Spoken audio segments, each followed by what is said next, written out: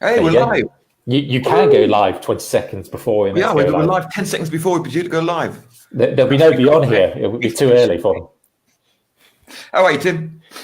Yeah, not too bad. Yeah, ticking along quite nicely, as you do. Yeah, the usual bit of, firefighting and, messing about. And it's like my dog's just started barking the moment we go live. Every bloody week. Right, so hang on.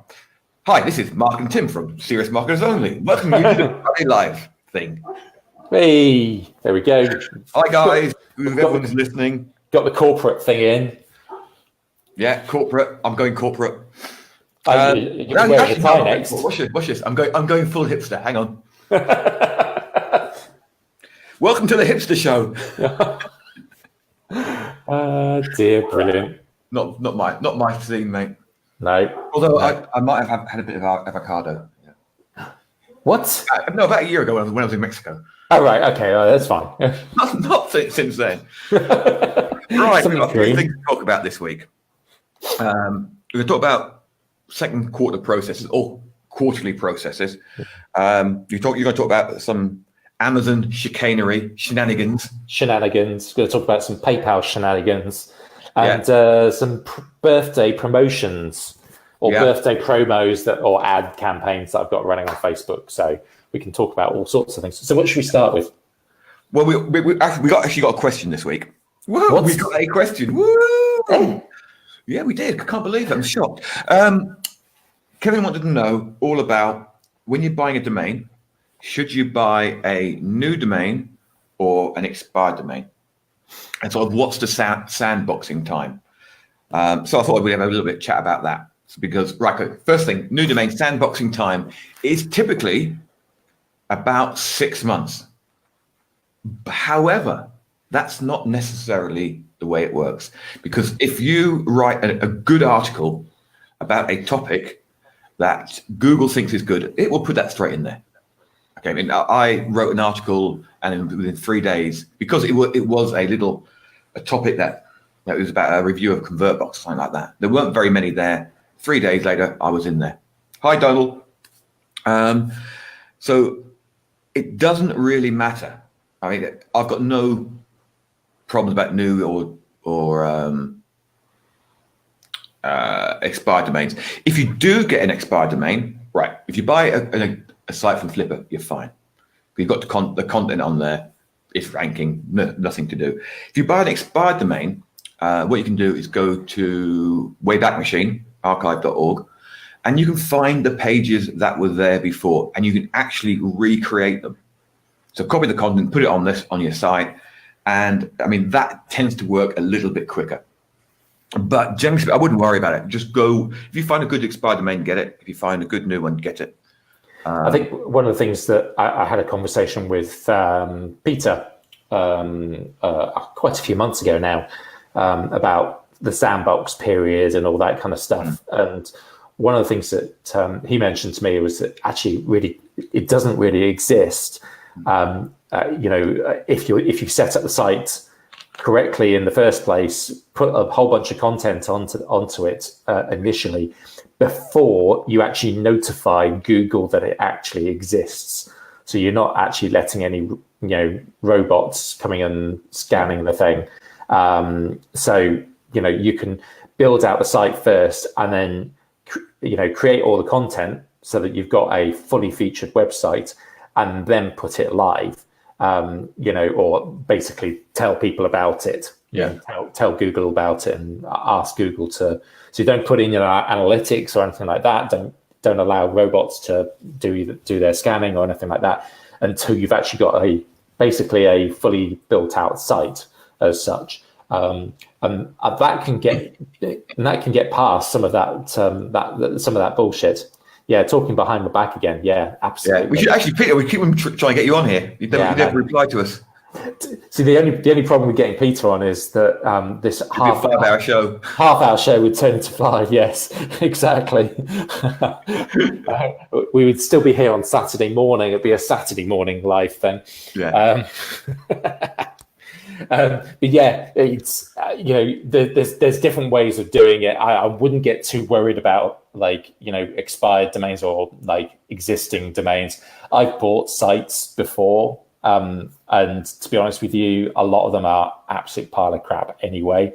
The backlinks you probably run into more problems because of the existing backlinks that are on there, whether it's gone through some kind of shady sort of link building strategies or whatever it might be.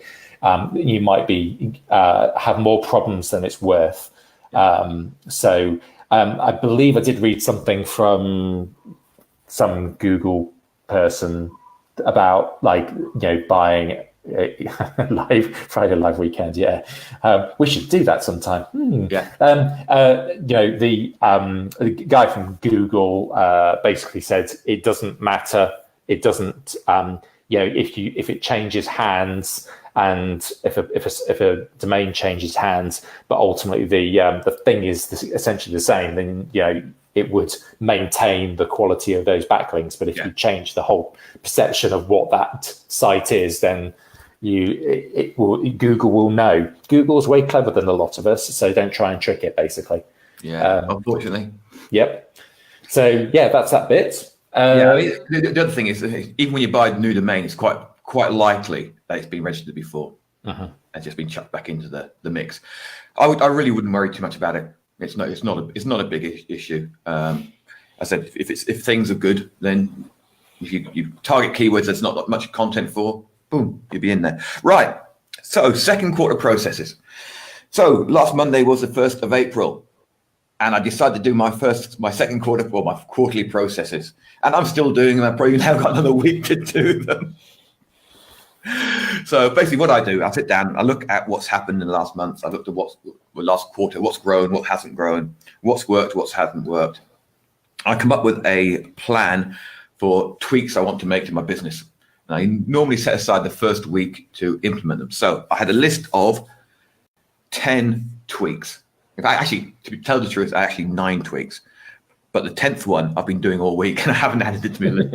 And that is I'm basically migrating from a server to cloudways. So I've got a server.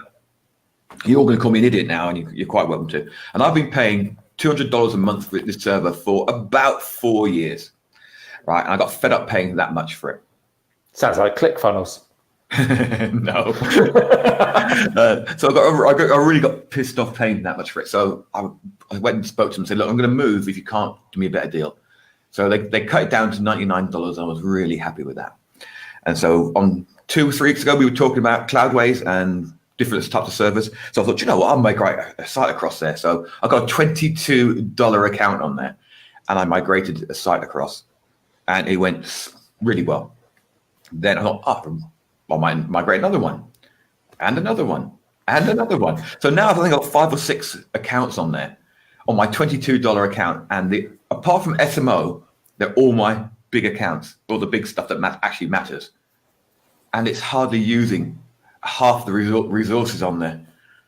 So yeah, I've probably been wasting $180 for the last 4 years.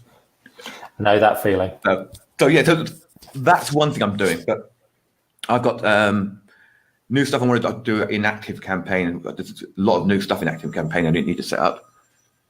I was going to say, do you want to get that phone? But it's Alison's. Hang on a second. Let me just shut the door. This is great viewing, isn't it? Yeah. And in the background, the phone rings. Right. So, and then basically what I did next was I've mapped the funnel out. I've mapped some funnel changes I'm going to make. I've mapped some Facebook ad campaigns I want to make, which I think are going to go quite well. Looked on my conversions. I've done some changes to stuff that gets opt-ins to see if I can increase the opt-ins going forward. Actually, I haven't checked that. I'll check that in the background in a minute. And that's it. And plan some new courses and stuff like that. And that was basically supposed to last me a week. And I've probably got 20 odd minor sites and SMO to migrate, and then it's all done. Wow.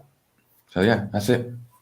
So stuff that I do, and I generally do this either on a monthly or a quarterly basis, but obviously we have our own metrics that we track, monthly metrics, which we tend to, on the first of each month, we'll go back and look and see what what's happened in the previous month in terms of how much revenue, number of new customers, and all that kind of stuff. So we have a certain number of metrics that, you know, I've got written down in the back of my book and also in a lovely spreadsheet as well. So I figure out how many new customers we've had, how many new repeat customers, how many new subscribers, total sessions, and all that kind of stuff, and also how much ad spend I've made, you know, over that particular month.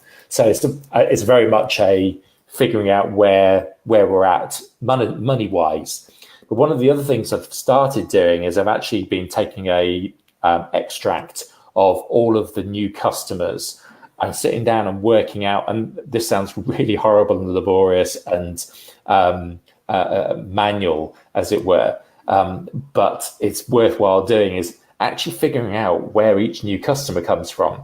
Now, analytics, for whatever reason, is been an absolute nightmare for me at the moment, where about 50% of the conversions that go through analytics, it doesn't tell me what the source is. It doesn't give me any data at all. And it's been like that for years. I've not figured out why it doesn't give me the data that I want. But you know, so you kind of lose track of actually, or you haven't really got a clue exactly where new customers are coming from. So I've been going through manually and actually working out where each individual new customers come from, whether it's our referral program, whether it's our affiliate program, whether it's through Google organic, or whether I just don't know.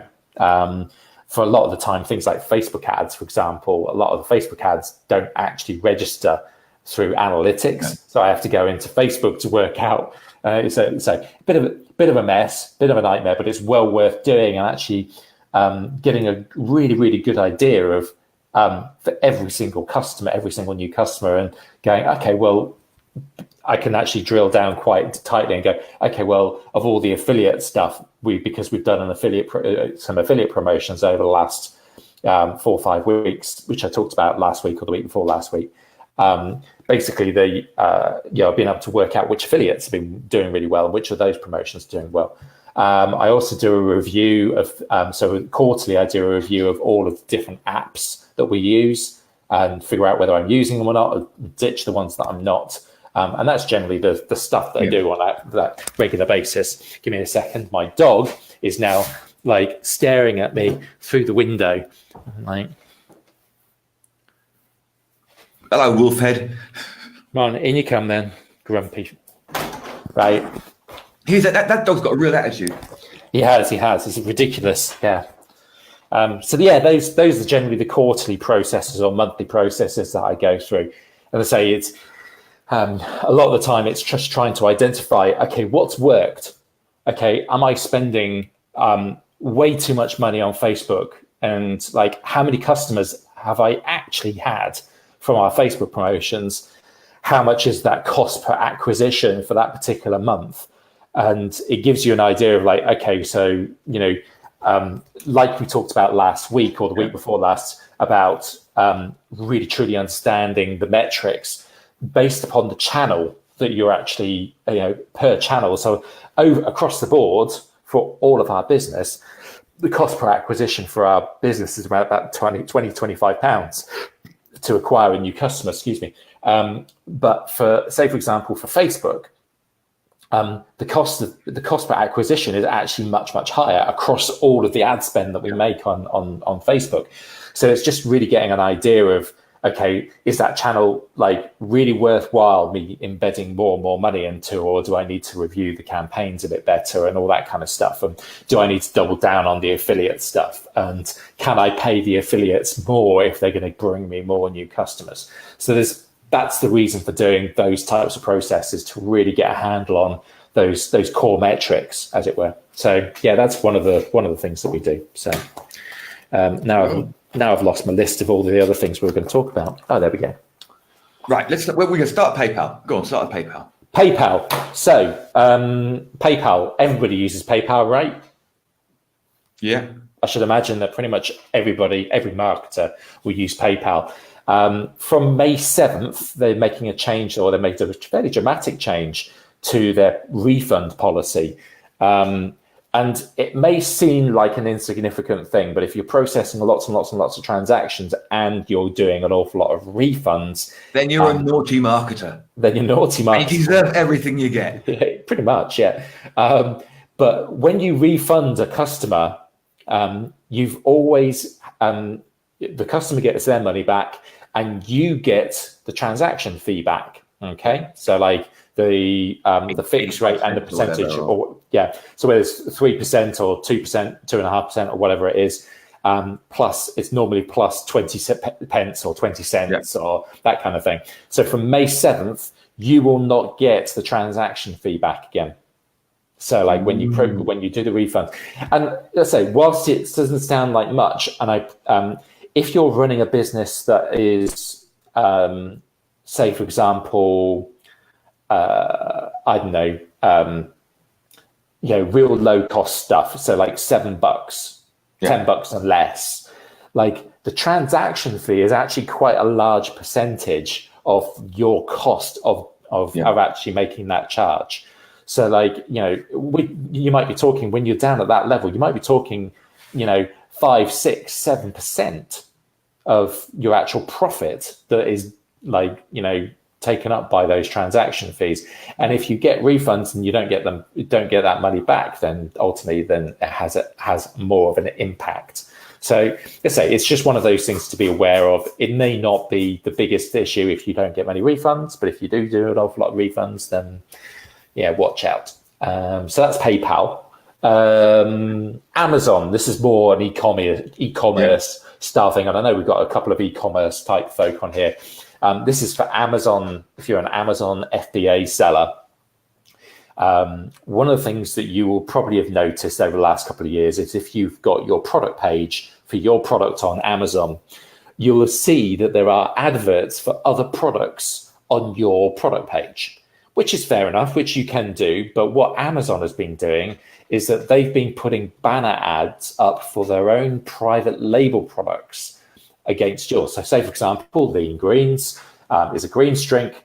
I will occasionally see a product advertised in a big banner on my product page for an Amazon's own brand private label product.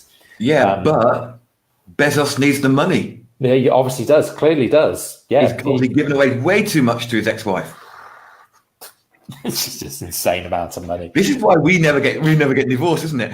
It's not going to cost me 34 billion. Not that we're married.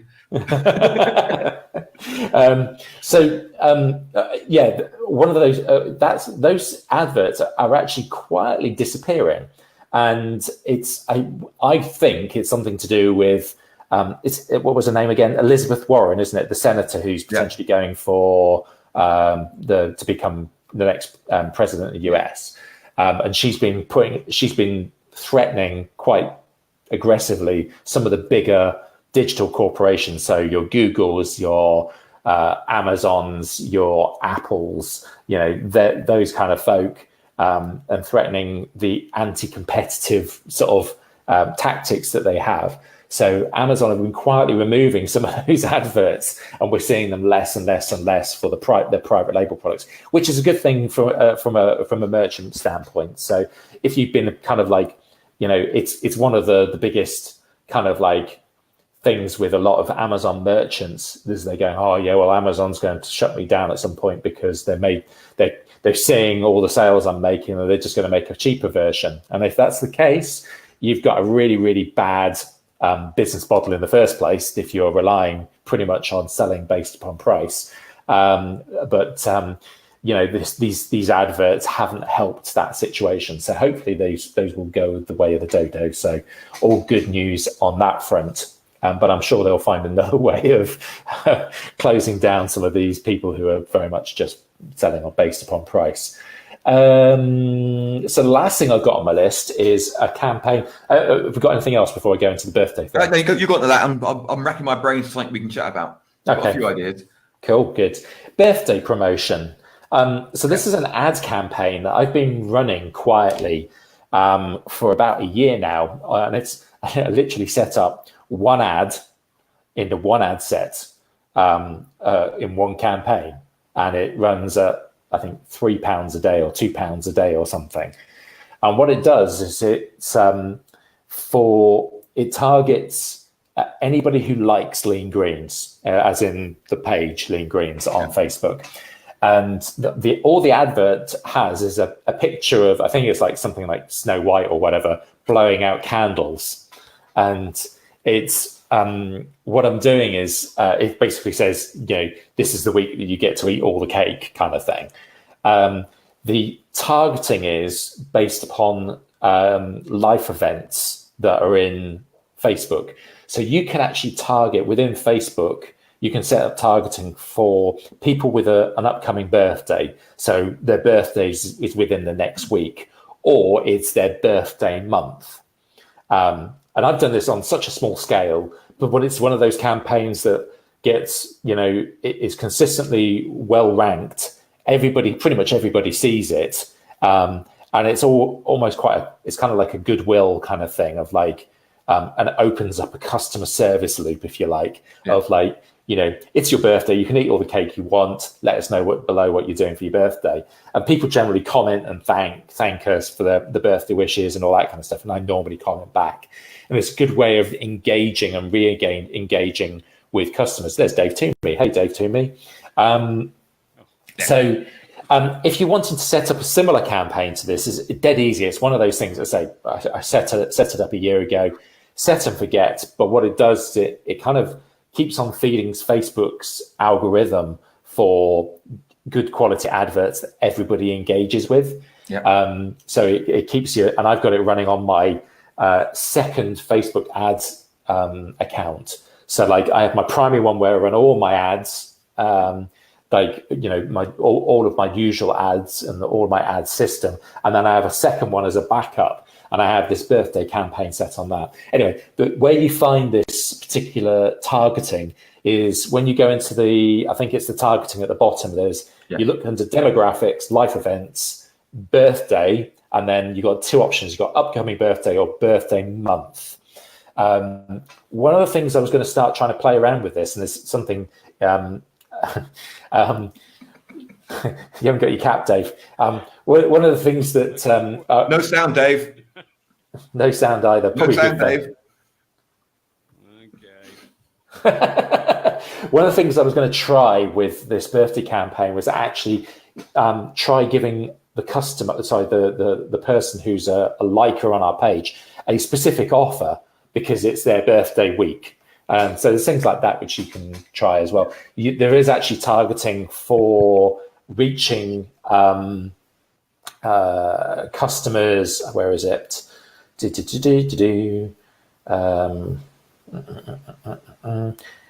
can also target friends of the person whose birthday it is. So I can go. Yeah, I hate that because on Facebook, my list of friends, I get people's birthdays who I've never even seen before.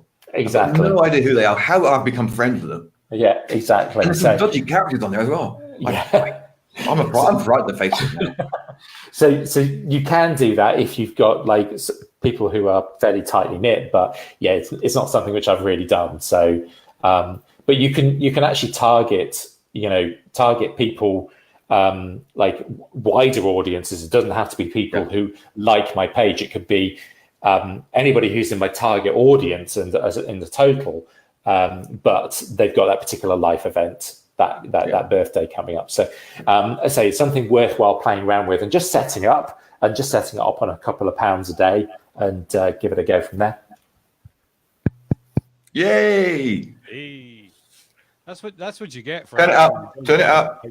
Turn it up. Turn it up. More volume. Okay.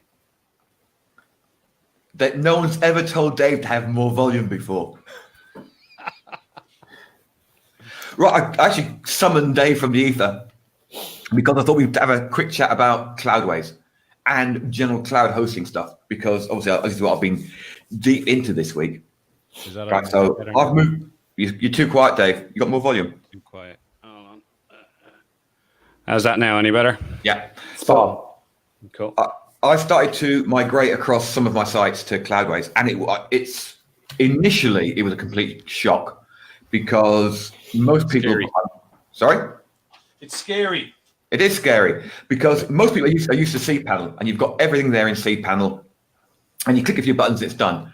Well, there's no cPanel, and you can't have your email in there. And if you migrate, this is a big gotcha I've discovered. If you migrate a domain across that's got a subdomain, you have to migrate the subdomain separately, right? But once you get past those, it is freaking amazing. It's so easy to manage your sites. And I thought I'd get Dave on, because Dave's the expert, and Dave's been getting bugged by me. Going, what do I do next? Yeah, come on, give us an overview, Dave, as you introduced it to us. Yeah, basically, if you have hosting now that we would traditionally use cPanel, it effectively is a big rack of servers in some company's special secret hideout, and you're renting a little bit of space on that server. Yeah. And what they do is they go to a company called cPanel that have software that allows you to interact with that piece of hardware. And they give you things like you can set up emails and you can do this and do that. Anyone that's used cPanel, you know exactly what I'm talking about. The next level above that is WHM, where you can do this, control loads of cPanels on a server. And that's what most people that would run 20, 30, 40 websites would use. Now, the problem is those servers, even at a decent volume in terms of paying for them, you're sharing them with a lot of people unless you go and specifically spend way much more money, because because the way they make money is they shove as many people on. The worst example of that is HostGator and Bluehost, who are owned by AIG, which is a company that buys up these small hosting companies, strips them of all their personnel assets, brings support into a very small number of people, and basically fucks things up. So there are other services out there that are basically just, all we do is we have loads of super duper servers and that's it. You need to know how to access them. You need technology, smarts, the whole lot. Think of Amazon S3, think of Google Cloud, think of Rackspace. There are all these companies that have these unbelievably well designed, spec'd out, super fast servers. But unless you've got an MIT master's in technology, you ain't getting in. You ain't going to be able to use that properly. So what Cloudways is this interface. It's like using Google Chrome to access the internet. You're using Cloudways to access these servers. So when you buy a Google Cloud or a Cloudways server, what you're really doing is paying for the server in the back, and Cloudways charge you an extra couple of dollars a month on top of that.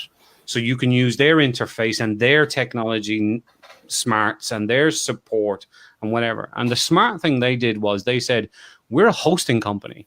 We're not an email company. So we're going to give you servers and we're going to run them, really, really well, really fast. And then you get this nice interface that once you get over the hurdle of, oh my God, it's different to cPanel, then it's super duper. You just got to run your own email. Now, most people freak out by that. But the best thing is, email should be the most important part of your business. So why are you not using G Suite, Google Suite, or Zoho is another one, or Rackspace, or even Namecheap's own email servers are okay.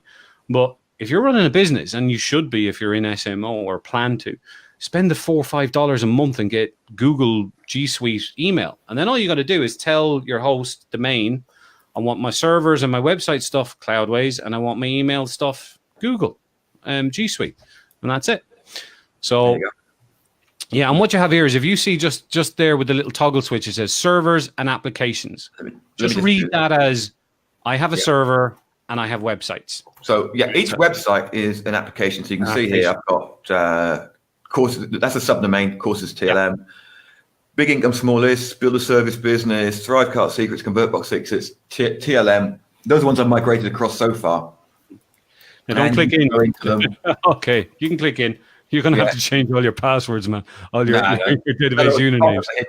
And then you've got all the stuff here, disk usage, domain management, packages you can add to it, migration tools, CDN. SSL certificate, so it's free. So it's let's encrypt. If you go to your server, let me go back to server again. Yeah. Now, bear in mind, I've got 6 sites running on this, and if you go to details, let's have a look. Let's have a look. The last 24 hours, last one day. I mean, that's still running pretty smoothly. Yeah. And the thing is, you get a little bit of a spike every now and then if you get, a lot of traffic. Now, here's the thing as well, is if you're running a WordPress site and you see these spikes and you can look and see where this traffic is in your Google Analytics, these are bots. These are bad things that are coming to your site. You can go in and put in a plugin and say, right, get rid of bots, right? I only want Google bots. I only want my analytics bot. I don't want all these dodgy ones. You can find plugins that you can put on your website and services that you can keep bots away. So, and this is my RAM here. Yeah, pretty steady. Not even below 1,400 meg. If it goes below 100 meg, they recommend you upgrade. And to upgrade, you click on this. I'm paying $23 a month. Okay, I want 4 gig of RAM. That's that one. It's going to cost me. I don't know. 12. It's going to double. Yeah, you can click on that. You don't need. You can move the thing. As long as you don't click scale now, Mark. Yeah, 44. 84. So this is probably double. Hover over where that. Hover over the green dot you just slid, the slider, and just hover there. So you're getting 8 gigs of RAM, 100 gigs of disk space, 4 terabyte transfer, 4 core processor. And if you keep scrolling over and over and over, you'll see how they ramp up. Now, here's the thing. Let's say your Mark is going to go on Oprah Winfrey's TV show. Yeah. You think you might get a lot of traffic all of a sudden. You come in here and you ramp this up as best you can all the way to the top. And it's $385 monthly, but I only need it for 3 days. Well, I'm going to push it back down again. So you're currently on 2 gig. If you slide that back down to 1 gig. Oh, hang on. Let me go back. I was just going to go into the backups. But you're paying for your usage. Yeah. You see, now that will let you slide down, but you have to go and contact them. But you can't, because you're too big at the moment. So you can go down. So you can up it as your needs dictate. So if you start seeing, hell, I'm getting a lot of traffic all of a sudden, you just got to slide this over and it takes like 2 minutes for the server to go up. Whereas if you're using some other traditional server type people, it can take days, and that's, you're losing business. And if watch this, want to do a backup? Click that. Back up my server now. Done. Yeah, and that's an extra $1, just $1. Yeah. It does a normal backup daily, and then they save it for 1 week. But you can do 6 hours, 1 hour if you've got an important site. I can't remember the charge for backing up your server, but it's something like $1 a month. And if you back it up more, it's down to how big the server is. They'll take a backup. Now, if you're running a service for other businesses like I do, I want to triple backup. So I use this. I also use Updraft Plus on Amazon S3. So I've got and I go in and I manually download backups once a month as well. Yeah. So make sure you're doing all that kind of stuff. Now, the other thing, it won't move automatically, but you'll get an email. Yeah. I should have actually shown you. You get they've got a little robot, a bot that sends you messages whenever you need to upgrade.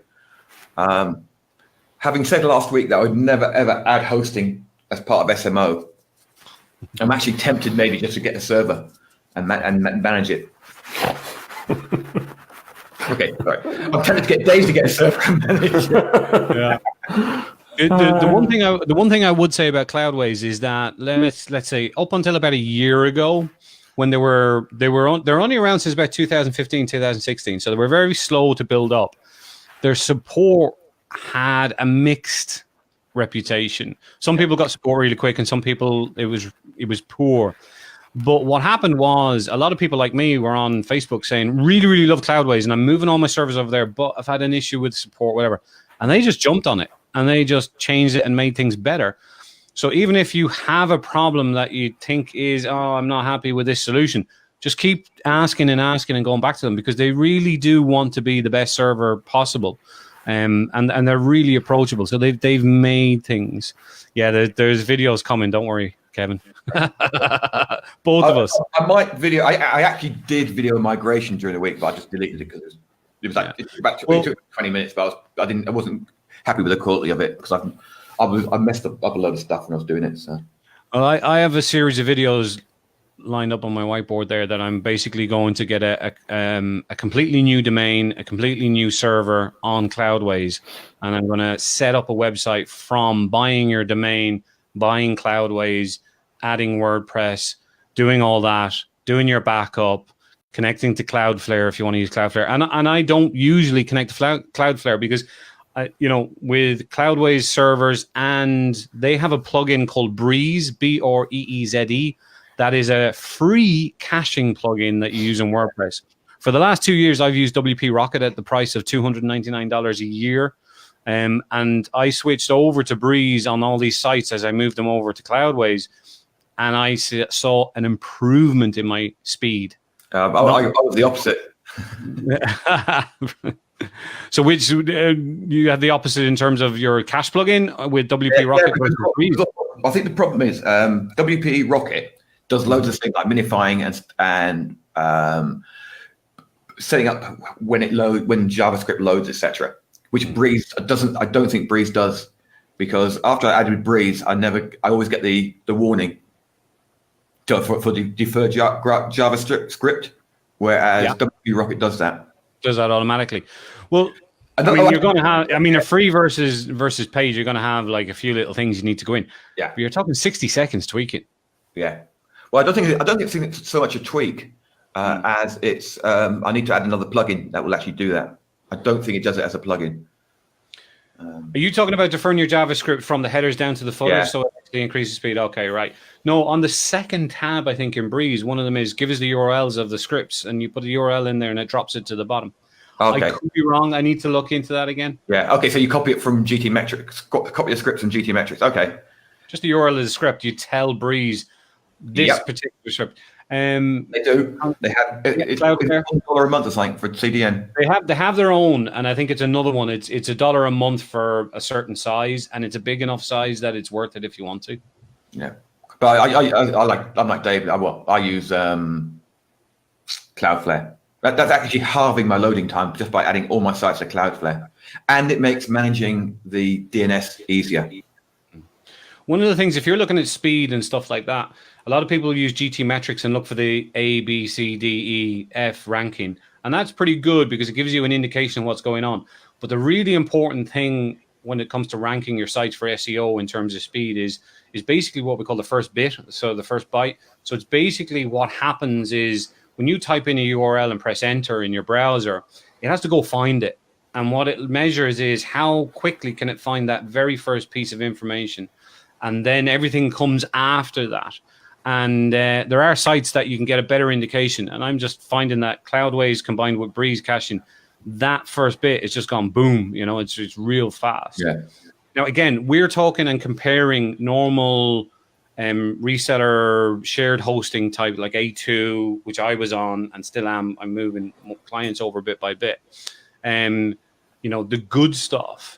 You might find something like Kinsta or WP Engine, which are the enterprise level WordPress hosting accounts, might be a bit better than Cloudways, but not enough to justify the $120 a month for one website type service for my clients and me and my needs. But if I was Tim and I was running like a fairly sizable e-commerce business and I just relied totally on my one single WordPress site, I'd be using Kinsta or WE Engine, something like that. And I would have nothing else on it, just my leangreens.co.uk. And then someone like Tim is going to have to pay $150 a month, something like that. But Jesus, that if your site goes down every day and you're losing orders, then $150 is nothing. Yeah. But for the rest of us that are building affiliate sites, information sites, blogging sites, things like that, Cloudways, you can't beat it, man. You cannot beat it. I was actually, once I got used to it, I mean, I've put it off for 4 or 5 weeks now because I've been scared. Once I got the first one over there and saw how it worked, I was really impressed because it's fully managed service, which is the first thing. Now, my server's fully managed, but I've got to log a call to get it done. And I can actually do a lot of the stuff here myself. On the support, the live support is excellent, really good. mean, you might have to wait 5-10 minutes for them to pick you up because there's a queue, but they will stick with you till they've solved the problem. The email support, it's typical email support whereby you get a cut and paste answer. So, for example, twice I asked yesterday on one call I had in, when I'm moving my email address from cPanel to G Suite, is it best to do it beforehand or afterwards? And each time I got their cut and paste answer. So I'm thinking about it today with a more clear mind. You should do it first. Yeah. So which I'm doing now, and then you have to set up an SMTP plugin on your WordPress site to handle transactional. Yeah. So getting your password and stuff like that. Which one do you use, Dave? Mailgun. And has Mailgun got a plugin, or do you use WP? It's a Mailgun plugin, and basically what you do is you go to Mailgun, sign up. I can't remember if you have to put a credit card in or not, but there's a free 10,000 emails per month. I've been using Mailgun now for coming up on 6-7 months on client sites, my sites, everything, and I haven't once paid them a penny, not once. So get Mailgun, and then you can follow their tutorials on YouTube, whatever, and you just set up Mailgun so that we talked about your email system, like mark@smo.com or whatever. That's you're going to put through G Suite and all that. But there are what we call transactional emails, which is every time somebody logs in and does something and you get an email from WordPress, or you have WooCommerce on it, or somebody fills out a contact form on the website, whatever. They're all what we call transactional emails. So they're the system emailing you, not a person or somebody. The system is using emails to tell you what's going on around your website. So you need something to run those emails. So G Suite doesn't. Now it can, but the one I use is Mailgun because it's set up specifically to be an email server, and you can sign up, use it for free, 10,000 emails a month, something like that. I haven't looked in a while, never paid them a penny. And you just go in and you add a plugin called Mailgun for WordPress. Make sure it's the one that's made by Mailgun. There's like 5 or 6 Mailgun plugins. Just use the one Mailgun, and you just fill out a form on your website, which is the email you're using for Mailgun, the API code, and the email you want to say from mark@smo.com, and then press check that this system works, and it does a little test and goes, yeah, that's successful. Press save. That's it. Job done. Never have to touch it again. No, Kevin. I'm paying $23 at the moment. I'm probably going to up that to 44, 46 once I move all the other ones across. But I'm just currently monitoring it. And when it starts to get a little bit busy, then I'll scale it up. On my server, 3 servers on $43 a month, and I was paying A2 hosting $45 for a server that had all those websites on. And I split them up into servers now because I've got a server where I have client sites on. Yeah. So, and I have a server with my sites on, and I have a server for development sites. So I don't want my server being interfered with by stuff I might be messing around with or testing or whatever. I have very clean servers. Now, from my experience and colleagues' experience, an average small local business website, 20 pages, standard WordPress fare, standard local type traffic, you'd get 8 to 10 WordPress websites on a server at the lowest rate. So that's what, $12, $13 a month for that server. So you're talking $1 to $2 per website per month hosting. Yeah. And if you're hosting local businesses that aren't your own, you're doing it as part of your business, your service, you better be charging them a hell of a lot more than that. Yeah. So you're making money hand over fist if you're paying $1 to $2 to host a website and you're charging a client $99 a month. Yeah, I mean, what I'm thinking either putting SMO on one server and then put and everything else on another server. I think that might be the best way forward. What I would make sure I do is any kind of where you have maybe a domain that's kind of loads of blogs, content, loads of images and stuff like that, and then something else is part of your business, but is a might have a hell of a lot more video, or that you're hosting yourself, which you shouldn't be doing anyway, or stuff that's heavy. I'm with you. Put it on a completely different server. So you want your sales traffic to be lightning fast. And that's why that's another tip and a trick is get an Amazon S3 account, learn how to use something like CyberDuck or whatever those like FTP type software. I use Windows. One is Cloudberry, and I put a lot of my images that are static because once I load them onto a website and never use them again, they're not changing. But actually put them on Amazon S3 and get the URL and put the URL into WordPress. So the images are not hosted on the WordPress server; they're hosted on Amazon's own server, and that brings down your volume as well. So again, how fast does the internet get to that first pixel or that first byte on your website? It's really, really important. So having loads of images is not good. So sales service. Ian says, I need to have a look at Elastic Email again for a client project. Cloudways actually does Elastic Email. It's one of their built-in modules, but for transactional. And I think Elastic Email, if you go straight to their website, it's $2 a month per whatever. And I think if you go through Cloudways, they've got a deal. It's half that. It's $1 a month. Yeah. Add-on. Yeah. What do you use to host your stuff, Tim? For Lean Greens, because it's Shopify's built-in, it's their servers. Dave's just reminded me of one of the things I wanted to do, which was to move all of my images across to Amazon S3. There's a plugin called Optimol, which is great for compressing images on your site. Yeah, no, I use there's a tool I use called Imagify, which I've played around with all sorts of different ones. They're pretty much all muchness. Imagify just gives me some fairly sort of simple controls for me to compress the images. But if I can even have those compressed images, even the smallest of small images on Amazon S3 and serve them from there onto the theme, then it'll speed things up even more. So, because it's one of the things I have discovered with Shopify is their CDN, the content distribution network, is not the fastest. What I'll probably end up doing is doing exactly that, is moving all the images across.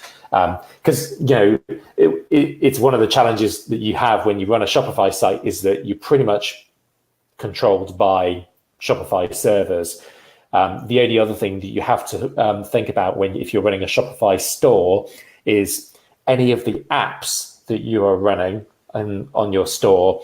What they tend to do is they tend to embed scripts onto the theme, which then makes external calls to the server that hosts the app. And then you are at mercy of how good the servers of the app company is, as well as Shopify's servers, which tends to slow things down, which is why every month I do an app review and I delete everything and I do a regular strip out of all of the script codes that I can find on the theme, which is a bit nerdy and a bit technical, but it stops my theme from becoming a bloated mess of all lots of external calls that don't do anything. So I do try very hard to keep, it's like just the same as WordPress plugins. It's like you don't want to be running 100 plugins on your WordPress site. You want to be keeping that to the absolute minimum.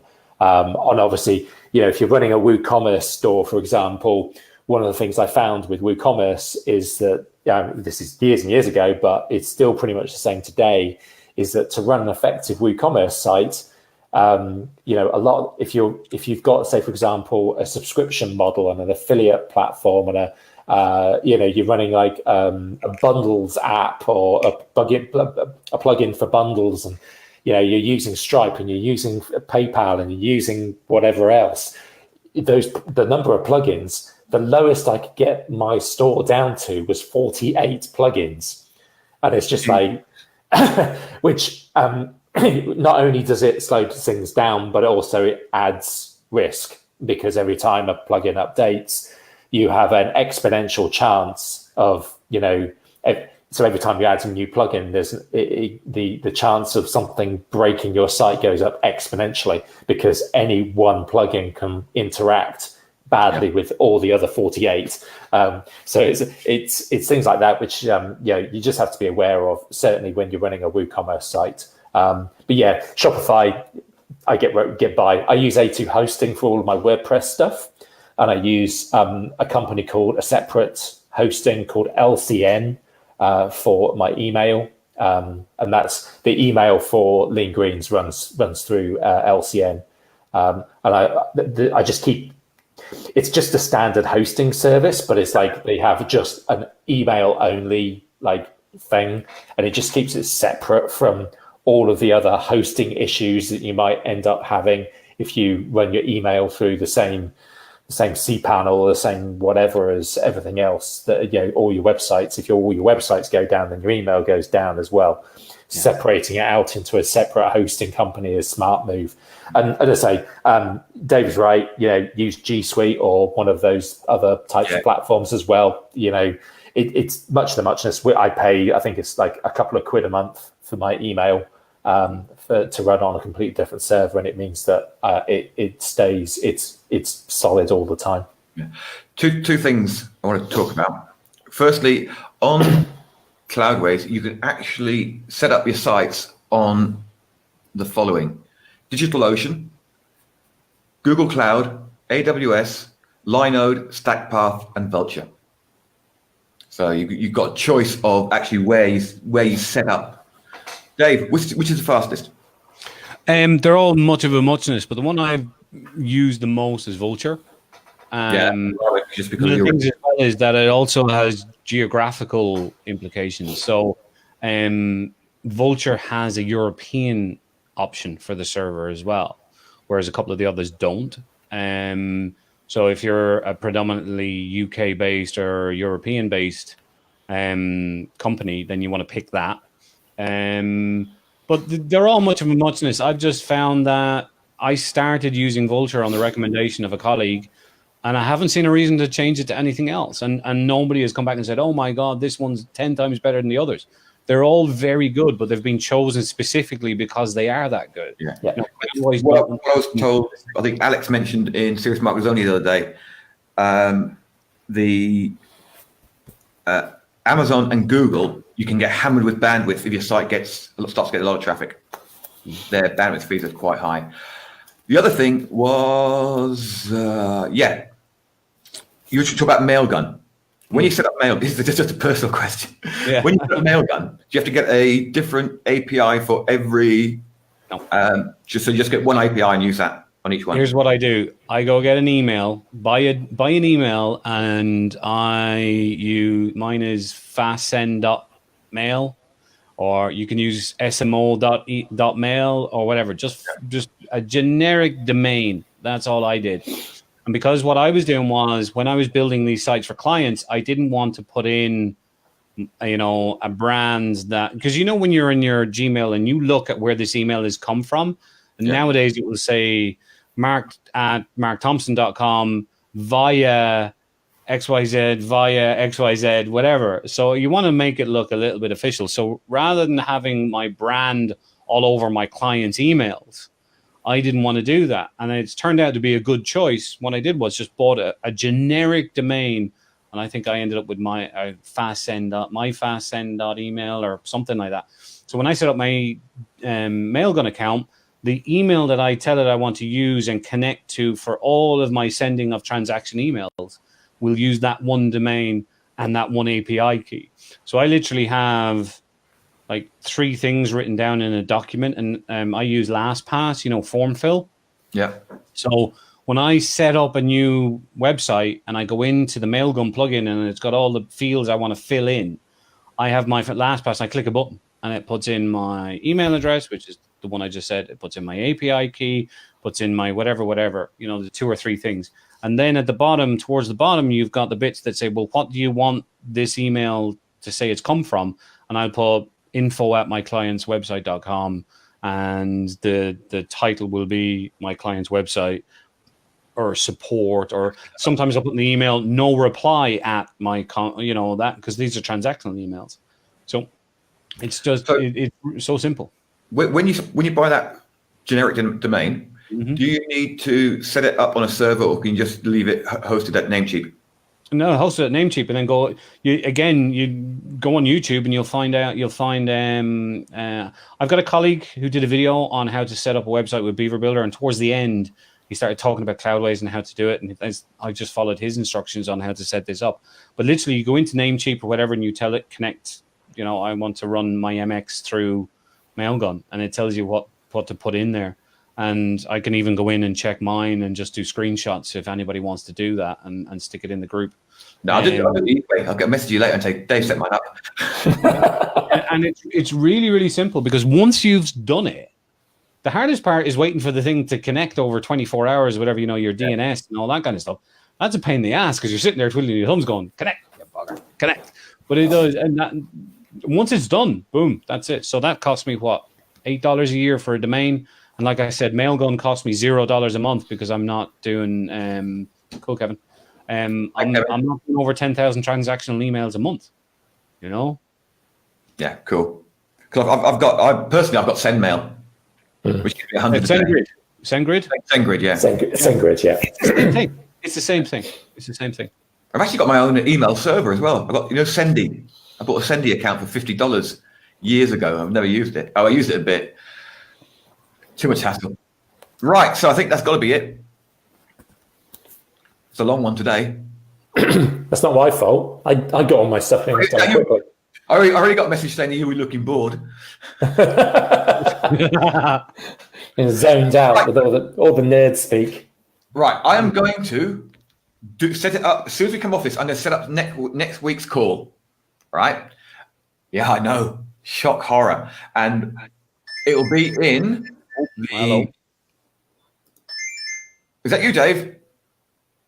Well, let's see how Dave answers the phone. Let's hang on. This could be good. I just got a spam phone call. Live on air. Right. So live on air. We get that too here, I'll set it up inside members. Serious Marketers Only, our free group. If you've got any questions on today's, in about an hour, I'll post up the link to this call. You can ask them there. I'll set up next week's. Just follow the link, come along, ask questions, and we'll cover them next week. And rather not just go off, go off ranch or whatever it is. Off the reservation. Oh, that's it. Off reservation. Oh, come on, close. I'm an old man. What do you expect? Jesus Christ. We're three old men, mate. We're three. I'm sure it's not older than the rest put together. Well, not quite, but get on there. Right. That's it, guys. I don't think we have 4 hair follicles between the three of us, to be honest. So, And the thing is, me and you have the excuse of actually having brought up children and lost our hair. Are you talking about Dave's videos or this video? Yeah.